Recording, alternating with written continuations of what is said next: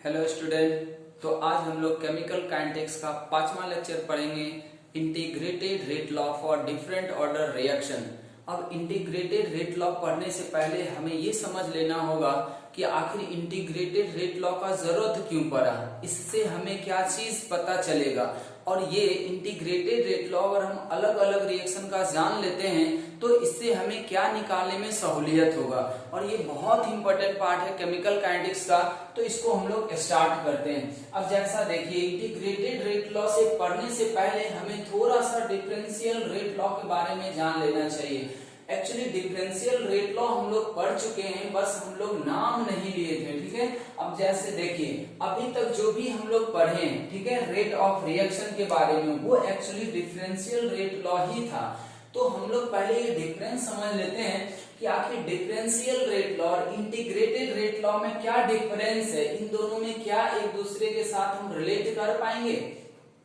तो पहला हम आपको बताने जा रहे हैं डिफरेंशियल रेट लॉ। तो डिफरेंशियल रेट लॉ किसको बोलते हैं? तो एक्चुअली डिफरेंशियल रेट लॉ जो है वो किसी भी रिएक्शन के रेट और उसके कंसंट्रेशन के बीच का रिलेशन है। और इसी चीज को हम दो तरीके से दिखा चुके हैं। इसी के लिए हम लोग रेट लॉ एक्सप्रेशन देंगे, कंफ्यूज ना हो, सब दोनों जो आएगा ना वो डिफरेंशियल रेट लॉ के अंदर ही आएगा, चाहे वो हम एवरेज रेट पर हैं, चाहे वो इंस्टेंटेनियस रेट पर हैं, चाहे वो हम रेट लॉ एक्सप्रेशन इवेंट पर हैं, सब का सब डिफरेंशियल रेट लॉ ही है, बस उसको अलग अलग तरीके से लिखे, ठीक है। डिफरेंशियल रेट लॉ को हम लोग dx by dt से दिखाते हैं, ये एक्चुअली डिफरेंशिएशन होता है, ठीक है। तो इसीलिए इसका नाम हम लोग क्या बोलते हैं, डिफरेंशियल रेट लॉ। अब डिफरेंशियल रेट लॉ को कोई ऐसे भी बोल सकता था कि change in concentration divided by time interval, वो भी तो हम लोग डिफरेंशिएशन के एक फॉर्म में लिख रहे थे, इसलिए वो भी डिफरेंशियल रेट लॉ होगा। इसीलिए आप अगर ध्यान से देखें तो हम पीछे बताए भी होंगे आपको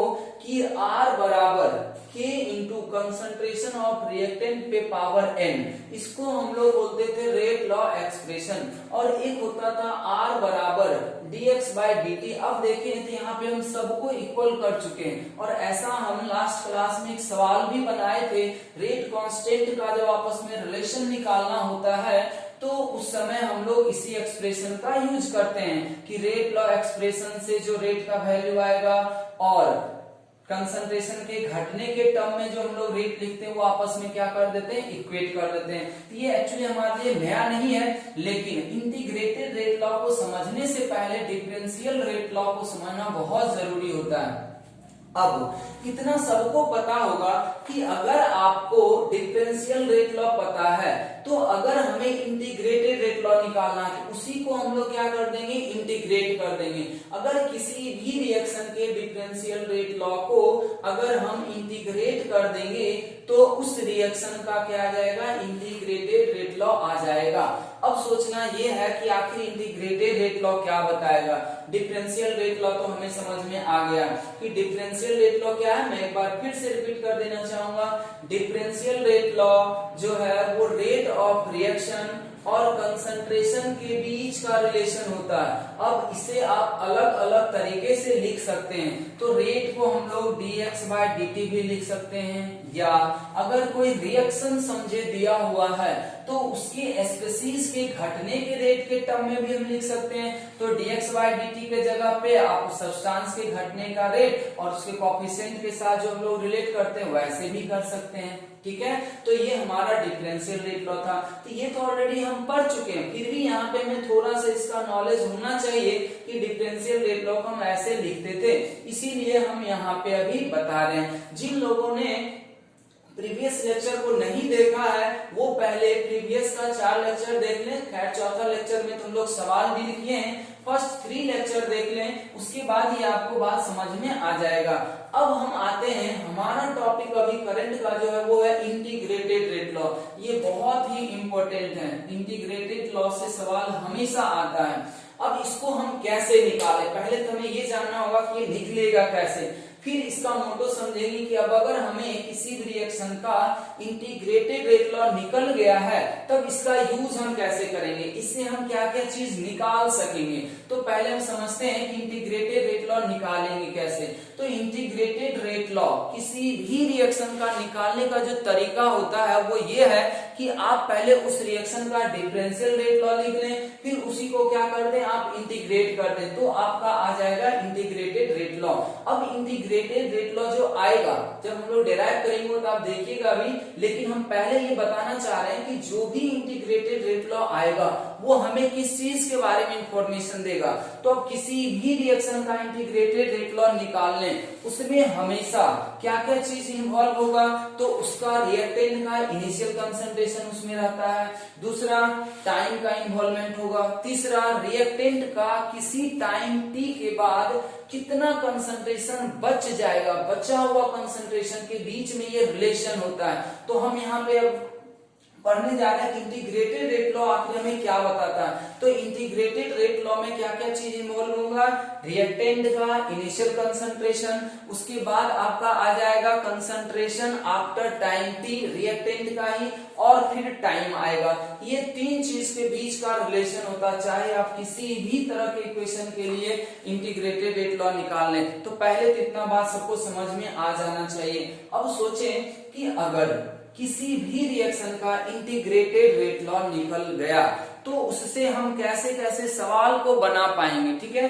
तो सवाल बनाने क्या तरीका होगा, तो सवाल इसमें क्या क्या पूछ सकता है। तो अभी हम लोग ये बताए थे कि जब कोई भी रिएक्शन प्रोसीड करेगा तो टाइम के साथ रिएक्टेंट का कंसंट्रेशन क्या होगा, घटेगा, और टाइम के साथ प्रोडक्ट का कंसंट्रेशन क्या होता है, बढ़ेगा।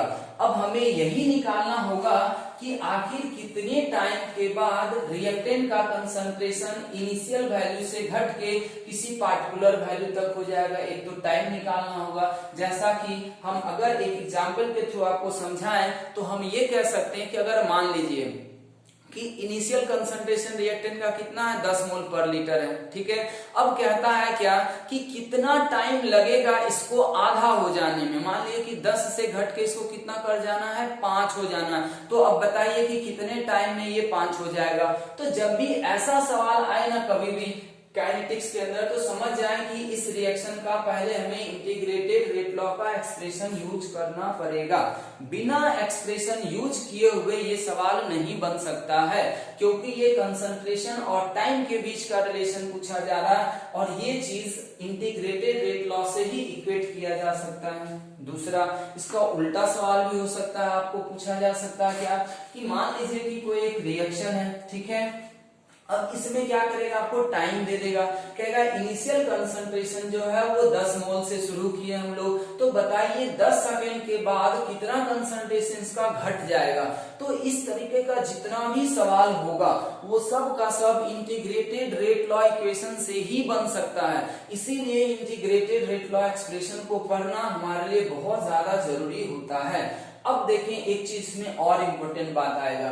हम बताए थे आपको पिछले लेक्चर में भी, जब हम सवाल कर रहे हैं वहां भी ये चीज समझाया गया है कि जो R बराबर मतलब रेट बराबर K into concentration of reactant पे पावर N होता है, इसमें ये जो कंसंट्रेशन हम लोग रखते हैं वो किस समय का रखते हैं, तो ये इस बात पे डिपेंड करता है कि हमारा रेट कब का पूछा जा रहा। अगर मान लीजिए रिएक्शन का इनिशियल रेट पूछता है कि इनिशियली बताइए रिएक्शन किस रेट से स्टार्ट होगा, तो यहाँ पे कंसंट्रेशन भी रिएक्टेंट का जो बचा हुआ रहेगा वो इनिशियल वाला ही देना होगा। अगर कहता है कि 10 मिनट के बाद का रेट बताइए क्या होगा, तो 10 मिनट के बाद का रेट के लिए हमें यहाँ पे क्या चाहिए था, रिएक्टेंट का बचा हुआ कंसंट्रेशन, ठीक है। कितना घटा है वो नहीं, रिएक्टेंट कितना बच गया है 10 सेकंड के बाद या 10 मिनट के बाद, वो वाला कंसंट्रेशन जब तक नहीं निकलेगा तब तक हम उस रिएक्शन का रेट 10 सेकंड या 10 मिनट के बाद नहीं बता सकते हैं। तो अब देखिए इसके ऊपर भी जो एक सवाल ये इंपॉर्टेंट है वो अब यहां से ही क्लियर होगा।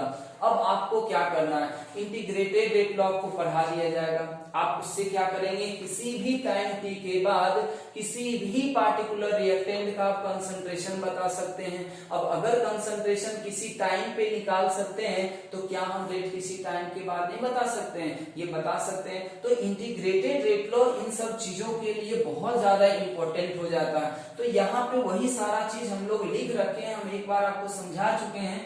आप अगर ढंग से देखें तो यहाँ पे वही सारा चीज लिखा हुआ है, आप इसको आराम से लिख सकते हैं। फिर हम लोग स्टार्ट करेंगे। पहला हम लोग को जो पढ़ना है वो जीरो ऑर्डर रिएक्शन का पढ़ना है, उसके बाद पढ़ना है फर्स्ट ऑर्डर रिएक्शन का, उसके बाद सेकेंड ऑर्डर रिएक्शन को बहुत ज्यादा डिटेल से नहीं पढ़ना है, बट उसमें एक कंसेप्ट आता है स्यूडो फर्स्ट ऑर्डर रिएक्शन, तो इसीलिए उसको हम लोग पढ़ते हैं सिर्फ समझने पॉइंट ऑफ व्यू से।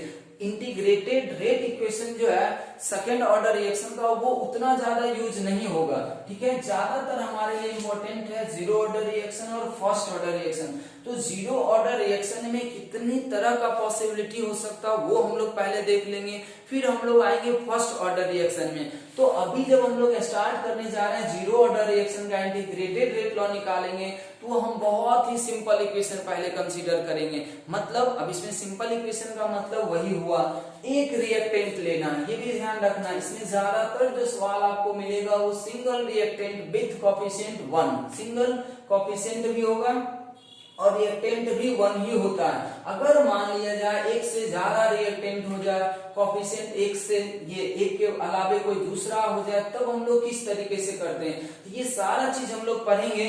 तो हम लोग अभी नेक्स्ट लगाएंगे topic integrated rate law for zero order reaction.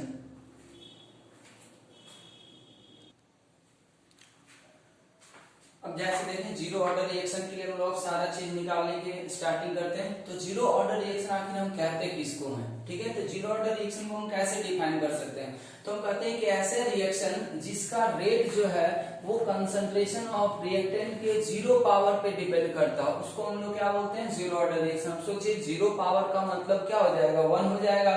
तो हम ये कह सकते हैं डायरेक्टली कि एक ऐसा रिएक्शन है जिसका रेट, ठीक है, वो कंसंट्रेशन से भी इंडिपेंडेंट हो और टाइम से भी इंडिपेंडेंट हो, जिसका रेट ना तो कंसंट्रेशन के साथ चेंज करता हो ना तो टाइम के साथ चेंज करता हो, वो रिएक्शन क्या होगा, जीरो ऑर्डर रिएक्शन होगा। अब देखें ऑर्डर निकालना बहुत इंपॉर्टेंट होता है। तो ऑर्डर निकालने के लिए आपको कोई भी इंफॉर्मेशन दिया जा सकता है, इसलिए ये सब एक इंफॉर्मेशन होता है जिसके सहारे आप ऑर्डर बता सकते हैं। जैसा मानिए कि अगर बहुत सारा रिएक्टेंट लिया जाए, उसमें किसी एक रिएक्टेंट के रिस्पेक्ट में बता दिया जाए कि इस रिएक्टेंट का जो रेट है घटने का, ठीक है, वो कंसंट्रेशन पे डिपेंड नहीं कर रहा और टाइम पे डिपेंड नहीं कर रहा। इसका मतलब समझ में आ जाना चाहिए कि उस रिएक्टेंट के रिस्पेक्ट में जो ऑर्डर है वो जीरो है। तो इंडिविजुअल ऑर्डर निकालने का तरीका ये भी होता है, उस रिएक्शन से रिलेटेड आपको इंफॉर्मेशन देगा। फिलहाल वो सब हम लोग आगे करेंगे भी। फिलहाल हम लोग को जो निकालना हो क्या है, इंटीग्रेटेड रेट लॉ निकालना। आप देखिए कैसे निकालते हैं। सबसे पहला यहाँ पे ध्यान दें, इंटीग्रेटेड रेट लॉ में निकालना क्या है, हमारे लिए सबसे इंपॉर्टेंट बात क्या है, इसका एक्सप्रेशन। तो हम इसके लिए सबसे पहला एक सिंपल इक्वेशन कंसीडर करते हैं। मान लीजिए A चेंज टू प्रोडक्ट में जा रहे हैं, बहुत ही सिंपल इक्वेशन ले रहे हैं। सिंपल इसलिए कर रहे हैं क्योंकि ये सिर्फ एक रिएक्टेंट है, कोई जरूरी तो नहीं है कि हमेशा रिएक्टेंट एक ही हो, एक से ज्यादा भी हो सकता है। दूसरा, इसका कोफिशिएंट देखें कितना है, 1 है, ठीक है। हो सकता है हम यहाँ पे 2 भी ले सकते हैं, क्या कोई फर्क पड़ेगा, वो सब चीज हम लोग देखेंगे। फिलहाल हम बहुत ही सिंपल इक्वेशन लेके जीरो ऑर्डर रिएक्शन का इंटीग्रेटेड रेट लॉ निकालना चाह रहे हैं। अब बताएं, ये चूंकि जीरो ऑर्डर रिएक्शन हम पहले ही मान चुके हैं, ठीक है, इसका ऑर्डर कितना है, जीरो ऑर्डर है। तो अब बताएं, या आप ऐसे लिख लें पहले, if we consider a zero order reaction, क्योंकि हमें जीरो ऑर्डर रिएक्शन के लिए निकालना है इसलिए हम रेट ऑर्डर पहले मान चुके हैं। ए चेंज टू प्रोडक्ट, मान लें कि ये जीरो ऑर्डर रिएक्शन। आप सोचिए अगर आपको किसी रिएक्शन का ऑर्डर पता चल गया है तो क्या आप उस रिएक्शन का रेट लॉ का एक्सप्रेशन नहीं लिख सकते हैं। तो रेट लॉ का एक्सप्रेशन क्या हो जाएगा, के, ठीक है, ये रेट कांस्टेंट होगा रिएक्शन का। यहाँ पे आएगा कंसंट्रेशन ऑफ रिएक्टेंट, तो रिएक्टेंट ये है पे पावर ऑर्डर, तो ऑर्डर तो हमें पहले से पता है कि जीरो ऑर्डर रिएक्शन है। अब यहाँ से देखें ये क्या आ जाएगा, आर बराबर कितना हो गया के, तो यही चीज यहाँ पे लिखा गया है कि रेट जो होगा वो कांस्टेंट होगा, इसका रेट कभी भी चेंज नहीं हो सकता है, ठीक है। ये इतना आ गया। अब हमें क्या करना है, इसका इंटीग्रेटेड रेट लॉ निकालना है। तो इंटीग्रेटेड रेट लॉ निकालने के लिए पहले अप्रोच देखिए किस तरीके से हम सॉल्व करते हैं सवाल को। सबसे पहला काम हमारा यही होगा, चाहे किसी भी तरह का रिएक्शन क्यों ना आए, ठीक है, सबके लिए इंटीग्रेटेड रेट लॉ निकालने का एक ही तरीका है कि पहले आप दो अलग अलग टाइम पे रिएक्टेंट का कंसंट्रेशन निकालें। तो t इक्वल्स टू 0 पे हम लोग मान लेते हैं इसका कंसंट्रेशन कितना है A0। उसके बाद किसी टाइम t1 के बाद हम लोग कितना लिखते हैं इसको A0 माइनस x, क्योंकि ये टाइम एक्सपेंड हुआ तो रिएक्टेंट का कुछ ना कुछ कंसंट्रेशन घटा होगा और प्रोडक्ट का कंसंट्रेशन बढ़ा होगा। कितना बढ़ेगा, तो कोफिशिएंट टाइम्स x, ये कितना घटेगा, कोफिशिएंट टाइम x, ठीक है। इतना तो आपको हर हमेशा कर ही लेना है। कोई भी रिएक्शन का अगर आपको इंटीग्रेटेड रेट लॉ निकालना है, मतलब t इक्वल्स टू 0 पे रिएक्टेंट का concentration, t equals to t पे रिएक्टेंट का कंसंट्रेशन। अब देखें इंटीग्रेटेड रेट लॉ के सवाल को सॉल्व करने के लिए हमें एक चीज का याद रखना होगा, खास करके जीरो ऑर्डर रिएक्शन की मैं बात कर रहा हूँ। सोचे अगर हमसे सवाल अभी क्या समझाया गया था कि सवाल क्या पूछेगा, टी टाइम के बाद बताइए रिएक्टेंट का कितना कंसंट्रेशन बच गया है। तो पहले आपको A0 था, ये आपको क्वेश्चन में दिया रहेगा, कहेगा बताइए 10 सेकंड के बाद कितना हो जाएगा। तो 10 सेकंड के बाद वो घट के कितना हो गया, A0 माइनस x। क्या आपको A0 का वैल्यू पता है, पता है, x नहीं पता है। इसका मतलब हम कोशिश करेंगे x निकालने का। अगर x निकल गया तब हमारा रिएक्टेंट का कितना कंसंट्रेशन बच जाएगा किसी टाइम t के बाद, वो भी निकल जाएगा, और किसी प्रोडक्ट का कितना कंसंट्रेशन बढ़ गया होगा वो भी निकल जाएगा। इसलिए हम फोकस कर रहे हैं x निकालने पे। और जो x का एक्सप्रेशन आएगा उसको याद भी रखना जीरो ऑर्डर रिएक्शन के लिए, तो बार बार हम डेरिवेशन से बचेंगे। फिलहाल ये इतना हो गया। अब हम क्या बताए थे कि किसी रिएक्शन का अगर आपको इंटीग्रेटेड रेट लॉ निकालना है, इसका मतलब है कि पहले आपको उसका डिफरेंशियल रेट लॉ लिखना पड़ेगा। अब देखें डिफरेंशियल रेट लॉ हम कैसे लिखेंगे, तो R बराबर क्या लिखते हैं हम लोग, रेट बराबर लिखते हैं minus dA by dt, minus dA by dt। हम इतना लिख सकते हैं, ये हम लोग पहले भी सीख चुके हैं। अब बताएं रिएक्शन का रेट ऑर्डर और कंसंट्रेशन के टर्म में कितना दिया हुआ, तो ऑर्डर और कंसंट्रेशन के टर्म में ये k है, तो क्या हम इसको k बराबर minus of dA by dt इतना लिख सकते हैं।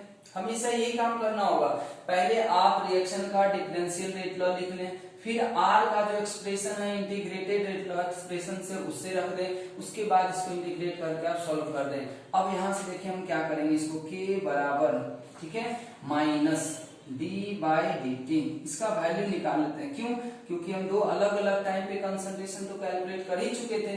अब बताएं ये हो गया A0 माइनस x, ये हम पहले भी कर चुके हैं, A0 माइनस x, फिर माइनस कर देंगे इसमें A0, तो मेरे समझ से ये आ जाएगा k इक्वल्स टू माइनस, ठीक है, ये A0 से A0 कट जाएगा और ये माइनस और माइनस हो जाएगा प्लस, ये आ जाएगा dx बटा dt। हम dx बटा dt क्यों निकालना चाह रहे हैं, हम इसलिए निकालना चाह रहे हैं क्योंकि हमें x निकालना था। अगर x का वैल्यू पता चल गया तो किसी टाइम t के बाद बचा हुआ भी कंसंट्रेशन पता चल जाएगा, रिएक्टेंट का प्रोडक्ट कितना बढ़ रहा है उसका भी वैल्यू पता चल जाएगा। अब इसी को हम अलग नोटेशन से दे सकते हैं, कहते क्या है कि A0 माइनस x क्या है, रिएक्टेंट का बचा हुआ कंसंट्रेशन किसी टाइम t के बाद, तो इसको हम ऐसे भी डिनोट करते हैं AT, A का मतलब हो गया रिएक्टेंट का बचा हुआ कंसंट्रेशन आफ्टर टाइम t, ठीक है, ऐसा आ गया। अब सोचे क्या हम इसको इंटीग्रेट नहीं कर पाएंगे, क्या कर सकते हैं, x निकालना है तो x तो तभी निकलेगा जब dx का क्या करेंगे, इंटीग्रेशन करेंगे, इसीलिए हमको इसमें इंटीग्रेशन लगाना पड़ता है, इसलिए इसका नाम क्या होता है इस एक्सप्रेशन का, इंटीग्रेटेड रेट लॉ। अब बताएं dx बराबर कितना आ जाएगा, k इंटू टी, dx बराबर कितना आ जाएगा, k इंटू टी। अब अगर हम इसको इंटीग्रेट कर दें, इसको इंटीग्रेट करें, अब इंटीग्रेट आप दो तरीके से कर सकते हैं, या तो आप डेफिनेट इंटीग्रेशन करें या तो फिर इनडेफिनेट इंटीग्रेशन करें। अब देखिए इसमें अगर हम लिमिट पुट करके एक ही बार सॉल्व कर दें तो इसका कांस्टेंट का वैल्यू निकल जाएगा, लेकिन लिमिट पुट कैसे करें। अब यहाँ पे देखें हम लोग टाइम कितना से शुरू किए थे रिएक्शन को, 0 से, ठीक है, टाइम है यहाँ पे वेरिएबल, यहाँ x वेरिएबल है। t इक्वल्स टू 0 पे हम रिएक्शन को स्टार्ट किए, इसलिए t इक्वल्स टू 0। अब सोचें कि जब हमारा रिएक्शन 0 से स्टार्ट हुआ था तो उस समय रिएक्टेंट का कितना अमाउंट घटा था। t इक्वल्स टू 0 पे रिएक्टेंट का अमाउंट कितना है, a0 है। अभी यहाँ कुछ कहाँ घटा है, इसलिए जब टाइम 0 था तो रिएक्टेंट अभी भी नहीं घटा था, क्योंकि रिएक्शन तो अभी स्टार्ट ही नहीं हुआ तो घटेगा कैसे। अब बताइए जब टाइम t1 हो गया, टाइम कितना हो गया, t1 हो गया, तो रिएक्टेंट कितना घट चुका था, dx मतलब x है घटने वाला, कितना घट चुका है, तो x घट चुका है ना, इसलिए हम लोग इसको x इंटीग्रेट कर देंगे। अब बताएं dx का इंटीग्रेशन कितना हो जाएगा x, और इसको लिमिट हम लोग देंगे 0 से x बराबर, ये कितना हो जाएगा, k बाहर आएगा इंटीग्रेशन से क्योंकि कांस्टेंट है, और ये सॉरी ये आएगा आपका dt ना, यहाँ से dt जा रहा है, इसको इधर किए dt। अब सोचिए dt का इंटीग्रेशन कितना हो जाएगा t, और इसका लिमिट भी हम लोग कितना से कितना पुट कर रहे हैं, t1 से, ठीक है, t से t1। अब बताएं कि अगर हम इसको सॉल्व करें, लिमिट रख के दिया आएगा x बराबर k इंटू t1, या t ही लिखते हैं, t1 से कोई मतलब नहीं है, t। अब देखिए x बराबर आ गया ना हमारा, यही हमारा सबसे इंपॉर्टेंट पॉइंट है जीरो ऑर्डर रिएक्शन का।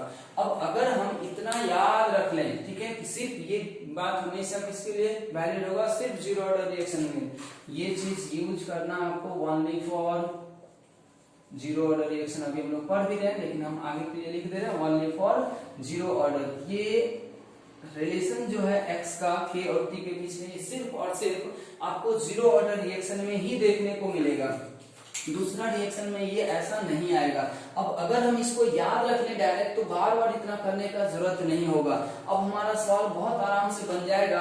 अगर हमें कोई भी रिएक्शन दिया हो और ये पता चल जाए कि उसका ऑर्डर जीरो है, ठीक है, उस पार्टिकुलर रिएक्टेंट का ऑर्डर जीरो है, तो हम आराम से यहाँ पे निकाल लेंगे। लेकिन अब यहाँ पे ये ध्यान रखना है कि ये जो K होगा, ये K किसका होगा, ये क्या आएगा, रिएक्शन का, ये होगा रेट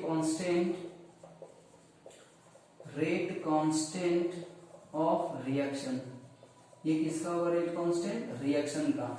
अब ये बात ध्यान रखें, हम अभी इंट्रोडक्शन जब कर रहे थे रेट लॉ एक्सप्रेशन का, तो वहां पे आप देखें एक जगह पे हम लोग अंडरलाइन किए हैं, ये जो K होगा वो रेट कांस्टेंट होगा किसका, रिएक्टेंट का। ये ध्यान रखें कि जब इंटीग्रेटेड रेट लॉ बनेगा ना, इंटीग्रेटेड रेट लॉ में जो आएगा K वो रिएक्टेंट का होता है, लेकिन ये जो X जो यहाँ आया है वो क्या होता है, रिएक्शन का होता है। तो क्या हमारा इंटीग्रेटेड रेट लॉ आ गया, क्या इसी को हम लोग इंटीग्रेटेड रेट लॉ बोल सकते हैं, हाँ तो उसको भी बोल सकते हैं फिलहाल। लेकिन इसका अगर हम लोग बेस्ट इक्वेशन बनाए इंटीग्रेटेड रेट लॉ का, तो हम यहां से बना सकते हैं। ये वाला जो है ना, ये इंटीग्रेटेड रेट लॉ होता है 80, देयरफॉर 80 बराबर कितना हमारे पास, a नॉट माइनस x।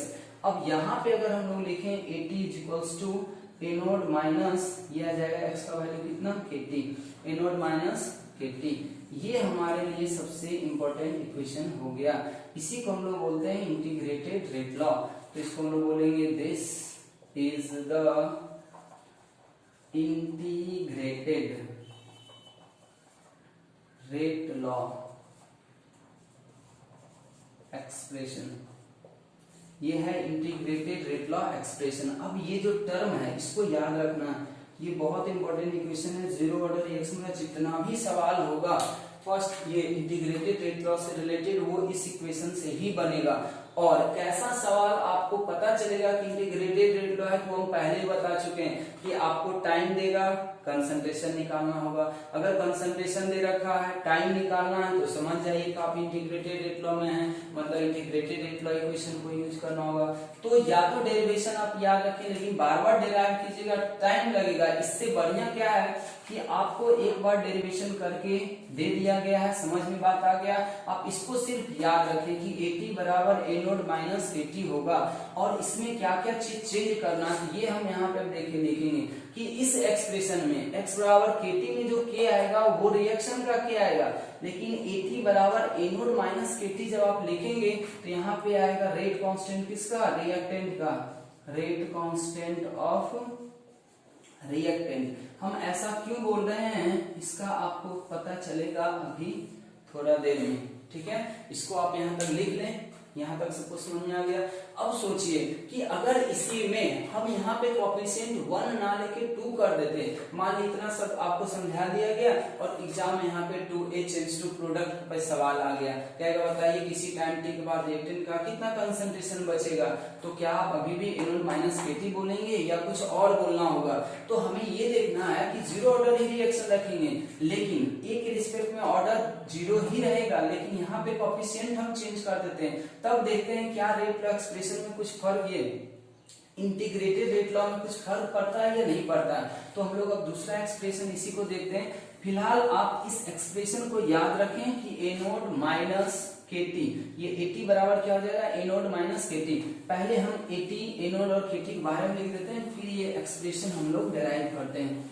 जैसा कि देखें इस एक्सप्रेशन की बात अगर हम करें तो यहाँ पे AT क्या है, यहाँ पे क्लियर वर्ड याद रखना होगा, क्योंकि जो हम एक्सप्रेशन में टर्म लिखे उसका वैल्यू वापस नहीं देगा, ये नहीं कहेगा कि AT कैलकुलेट कीजिए, वो आपको लैंग्वेज में पूछेगा कि AT हमारा है क्या, ये ध्यान से देखें हम लिख रहे हैं। AT क्या है, concentration of reactant left, concentration of reactant left after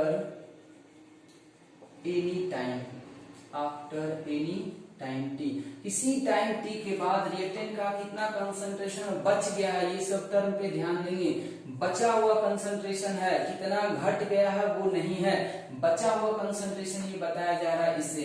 A0 हमारा क्या होता है, इनिशियल कंसंट्रेशन, इनिशियल कंसंट्रेशन, और किसका है, रिएक्टेंट। इंटीग्रेटेड रेट लॉ में जितना भी चीज इन्वॉल्व होगा वो सब रिएक्टेंट का होता है। इनिशियल कंसंट्रेशन ऑफ रिएक्टेंट, या हम ऐसे भी इसको कर सकते हैं, कंसंट्रेशन ऑफ रिएक्टेंट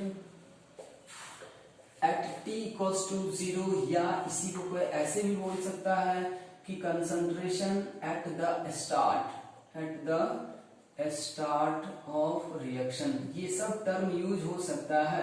अगर ऐसा टर्म कभी भी क्वेश्चन में यूज करता है तो समझ जाए हमारे पास A0 का वैल्यू आ गया है।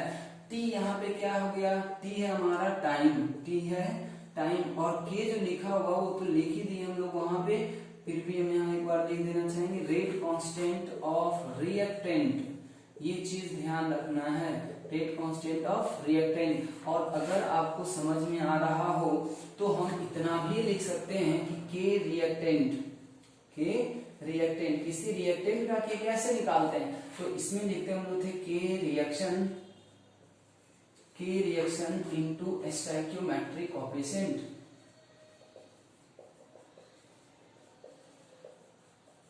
ठीक है, ये बहुत इंपॉर्टेंट रिलेशन था, पिछले लेक्चर में हम लोग किए हैं। लेक्चर नंबर 4 में लास्ट में यही सवाल हम लोग करके छोड़े थे, वहां पर यही बताया था आपको कि इंटीग्रेटेड रेट लॉ इसका यूज करेंगे हम लोग। यही ध्यान रखना, रिएक्शन का के और रिएक्टेंट का के में फर्क होता है। तो इंटीग्रेटेड रेट लॉ जो ये वाला फॉर्मेट है AT बराबर A0 माइनस KT, उसमें हमेशा याद रखना है कि यहाँ पे के हम हमेशा किसका रखेंगे, रिएक्टेंट का रखेंगे। और रिएक्टेंट का के निकालेंगे कैसे, तो रिएक्शन का के क्वेश्चन में देता है, रिएक्टेंट का आपको अलग से निकालना होगा। कैसे निकालेंगे, तो रिएक्शन का जो के दिया हुआ रहेगा उसमें उसी रिएक्टेंट के स्टोइकियोमेट्रिक कोएफिशिएंट से क्या करना, मल्टीप्लाई कर देना, तब जाके आएगा रिएक्टेंट का के। ये बात अभी आपको एक और डेरिवेशन से हम समझा देना चाहेंगे।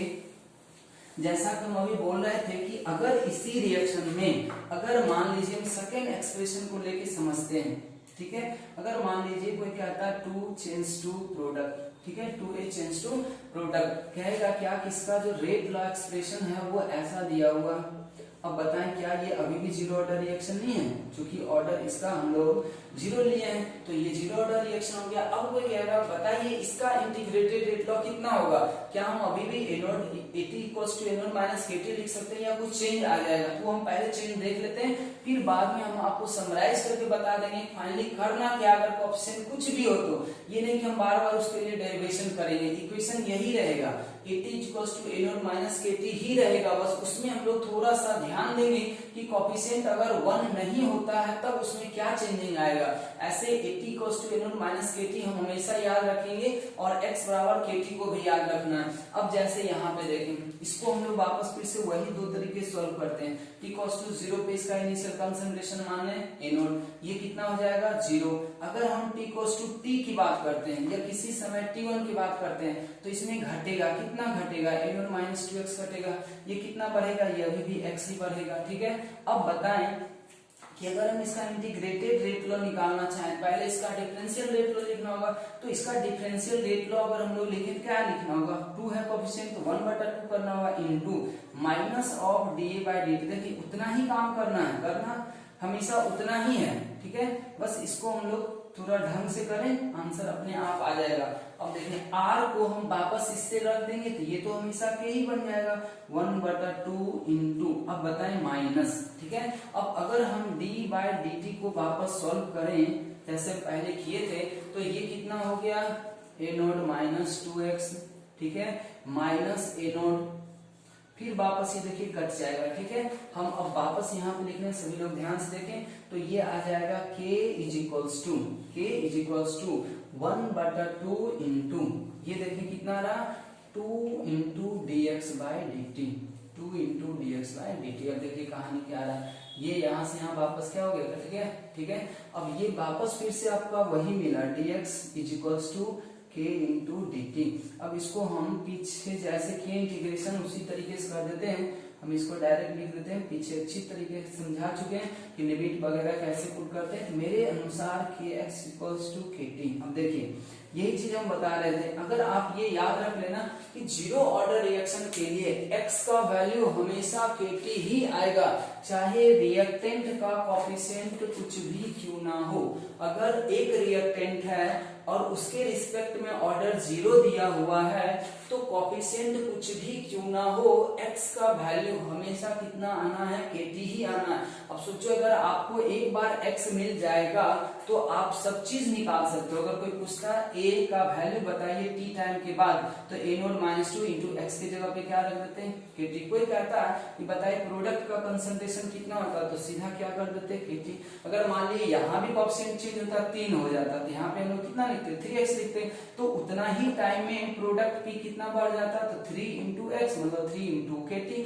तो x हमेशा kt ही आएगा, चाहे आप यहाँ पे कोएफिशिएंट कुछ भी क्यों ना कर दें। अगर सिंगल रिएक्टेंट को हम लोग ले रहे हैं और उसके रिस्पेक्ट में ऑर्डर 0 आ रहा है तो x का वैल्यू हमेशा हमेशा kt आएगा। इसीलिए हम कहते हैं कि इसको आप याद रख लें कि x बराबर kt होता है जीरो ऑर्डर रिएक्शन का, और इतना आप एनालाइज कर लें, उसके बाद x का वैल्यू सब में पुट करते चले जाएं। आपको कुछ भी याद रखने की जरूरत नहीं है। 80 माइनस ये 80 बराबर a0 माइनस kt, अगर वो आप नहीं भी याद रखते हैं, अगर सिर्फ एक छोटा सी क्वेश्चन ये आपको याद रह गया तो आप सारा सवाल बना देंगे जीरो ऑर्डर रिएक्शन का। बस आपको ये चीज पहले एनालाइज कर लेना होगा। फिलहाल अब हम आते हैं देयरफॉर। अब बताइए a0 माइनस 2x को ही हम लोग 80 बोलते हैं। 80 मतलब t टाइम के बाद बचा हुआ कंसंट्रेशन की नोटेशन का। उतना बड़ा लैंग्वेज तो बार बार लिखते नहीं है ना कि रिएक्टेंट का कंसंट्रेशन बचा हुआ टी टाइम के बाद, तो उसके बदले में हम इतना लिख देते हैं 80। तो 80 बराबर कितना हो जाएगा, a0 माइनस 2x। अब देखें 80 is equals to a0 minus 2x, 2 into x का वैल्यू कितना हो गया kt। अब इसी को अगर हम ऐसे लिखे ना तो 80 इक्वल्स टू आ जाएगा a0 माइनस 2k और गुना हम लोग t कर देते हैं। अब देखिए यहाँ पे चेंज हुआ या नहीं हुआ, चेंज हो गया।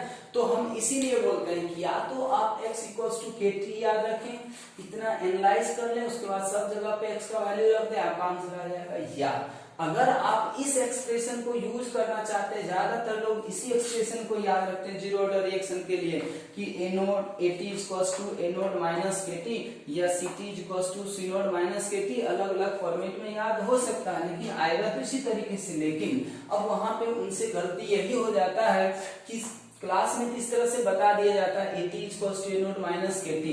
अब मान लीजिए वो इतना ध्यान नहीं देते हैं कि क्या ये एक्सप्रेशन तभी लगाना था जब यहाँ कोएफिशिएंट 1 था, या कोई भी जीरो ऑर्डर रिएक्शन आएगा चाहे रिएक्टेंट का कोएफिशिएंट कुछ भी हो तो हम हमेशा 80 equals to a0 minus kt ही लिखेंगे। अगर आप हमेशा a0 माइनस kt लिखते हैं तो वो गलत हो जाएगा। यहाँ पे देखिए 2 हुआ तो यहाँ पे कितना आ रहा, 2 क्या आ रहा। अब इसीलिए हम यहाँ पे लिखे। अब देखिए इसी को अगर हम ऐसे याद रखते हैं कि 80 equals to a0 minus k ही है, लेकिन k किसका याद रखना है, रिएक्टेंट का। आप सोचिए कि रिएक्शन का k कितना दिया होता, जब रेट लॉ एक्सप्रेशन देगा ना तो रेट लॉ एक्सप्रेशन में जो k होता है वो रिएक्शन का होगा, ठीक है। रेट लॉ एक्सप्रेशन में के जो आएगा वो रिएक्शन का होता है। तो रिएक्शन का के देखें कितना है, ये रेट कांस्टेंट कितना है के, रिएक्टेंट का कितना दिया हुआ 2, तो हम लोग गुना करके यहाँ रखते तो बात समझ में आ रहा था क्या।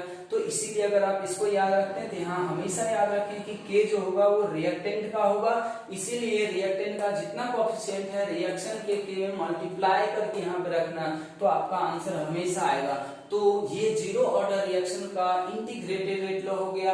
और इसमें हम कहेंगे आपको ये इक्वेशन याद रखें या तो ये इक्वेशन याद रखें। अगर इसको याद रखते हैं तो यहाँ पे जो के आ रहा है उसको याद रखें कि ये रिएक्टेंट का होता है, और रिएक्टेंट का के आप कैसे निकाल के रखेंगे, तो रिएक्शन का के आपको दिया हुआ रहेगा, उसमें स्टोइकोमेट्रिक कोएफिशिएंट से गुना करेंगे तब जाके वो आंसर आएगा। अब इसके अलावे हम इसमें और क्या क्या चीज निकाल सकते हैं, तो इसमें हाफ लाइफ आएगा, इसका डिग्री ऑफ डिसोसिएशन आएगा, तो सारा चीज हम लोग जज करते हैं। फिलहाल हम लोग इंटीग्रेटेड रेट लॉ तक समझ में आ चुका है हम लोग को। तो इसको हम लोग किस तरीके सवाल बनाएंगे ये भी होगा, इसका ग्राफ वगैरह भी होता है, वो हम लोग आराम से धीरे धीरे पढ़ते हैं। पहले यहाँ तक सभी लोग नोट कर लें इसको आराम से।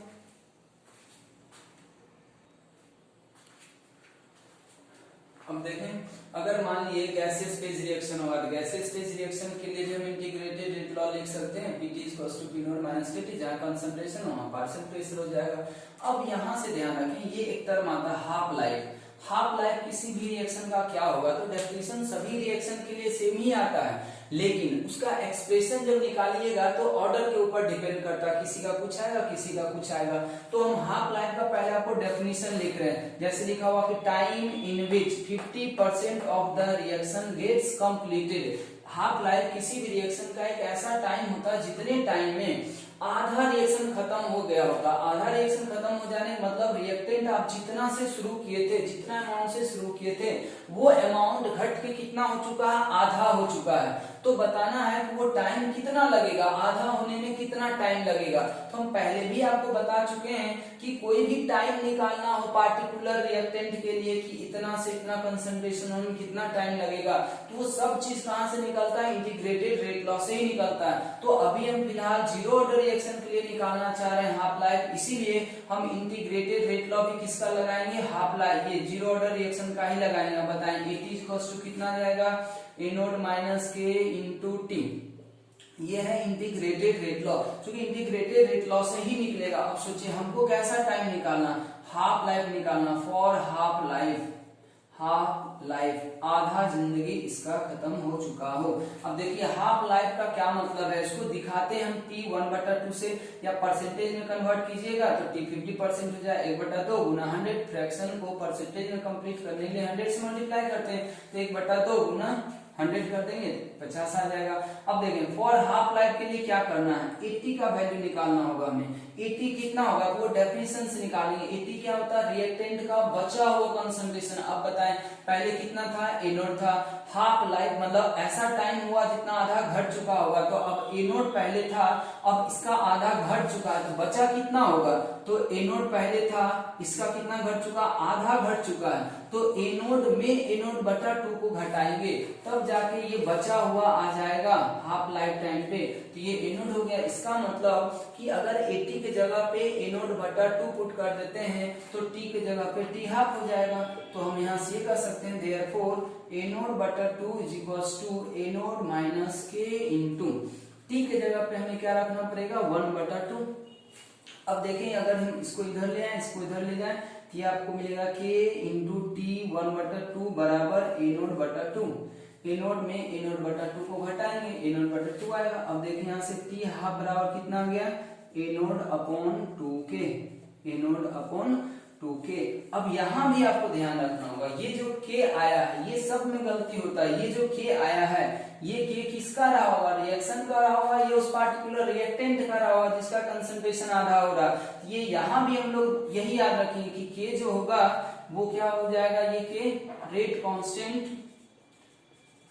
कांस्टेंट ऑफ रिएक्टेंट होगा। ये ध्यान हमेशा रखें, हम बार बार इस चीज पे फोकस कर रहे हैं कि जीरो ऑर्डर रिएक्शन हो या फर्स्ट ऑर्डर रिएक्शन हो, कोई भी ऑर्डर का रिएक्शन हो, ठीक है, जब हम लोग इस तरीके का इंटीग्रेटेड रेट लॉ लिखेंगे उसमें के हमेशा उस पार्टिकुलर रिएक्टेंट का आता है, हाफ लाइफ एक्सप्रेशन लिखें जो की आएगा उस पार्टिकुलर रिएक्टेंट का आएगा, और रिएक्टेंट का के कैसे निकालते हैं हमेशा, तो रिएक्शन का के में स्टोइकियोमेट्रिक ऑप्शन से गुना करेंगे। अब जैसे देखें टी हाफ बराबर एनोड अपॉन 2 के सभी लोगों को याद होता है, लेकिन ये जो एक्सप्रेशन आ रहा है वो सिर्फ और सिर्फ किस तरह के इक्वेशन के लिए वैलिड होगा, तो हम यहाँ पे ये लिख रहे हैं, ये ऐसा जो आएगा वो सिर्फ और सिर्फ A चेंज टू प्रोडक्ट वाले में ही होगा। अगर कोई कहता 2A चेंज टू प्रोडक्ट है, ये जीरो ऑर्डर रिएक्शन है, इसका हाफ लाइफ बता दो, अगर कोई बोलता है कि एनोड अपॉन 2K होगा तो गलत होगा, बल्कि एनोड अपॉन कितना हो जाएगा 4K हो जाएगा। इसीलिए हम बार बार कह रहे हैं कि यहाँ पे आप हमेशा किसके बारे में ध्यान रखें, K के बारे में, कि रेट कांस्टेंट होता है किसका, ये।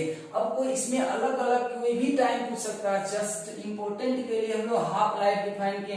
कोई कहेगा T1/4 बताइए, कोई कहेगा T3/2 बताइए, कोई 1/5, कुछ भी निकाला जा सकता है, बस आपको 80 समझ जाना। 80 कैसे निकालना है, तो एनोड जितना था कितना घटा है, तो जो यहाँ पे टाइम देगा उतना गुना एनोड घटा दें आप, तो जितना बच जाएगा फिर इसमें रख दें, उसको बाद सोल्व कर दें। तो हमारे लिए जस्ट इंपॉर्टेंट क्या होता है, टी हाफ होता है, इसलिए हम लोग हाफ लाइफ का एक्सप्रेशन निकालते हैं। तो ये हमारा फर्स्ट ये जीरो ऑर्डर रिएक्शन का हाफ लाइफ हो गया, इंटीग्रेटेड रेट लॉ हो गया।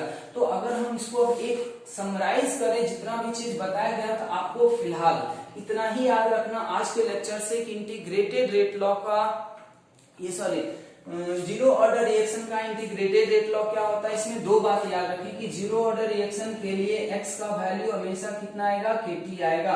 अब अगर x का वैल्यू kt वाले से सवाल बनाना चाहते हैं तो आपको पहले रिएक्शन को दो अलग अलग टाइम पे एनालाइज कर लेना होगा, उसके बाद आप जल्दी जल्दी से बना लेंगे। नहीं तो एक एक्सप्रेशन आपको ये याद रखना है, AT एनोड माइनस kt, लेकिन इस k के जगह पे ये जो एनोड माइनस k आ रहा है, ये k के बारे में ध्यान रखना होगा कि इस एक्सप्रेशन में जो k होगा हमेशा रिएक्टेंट का होगा।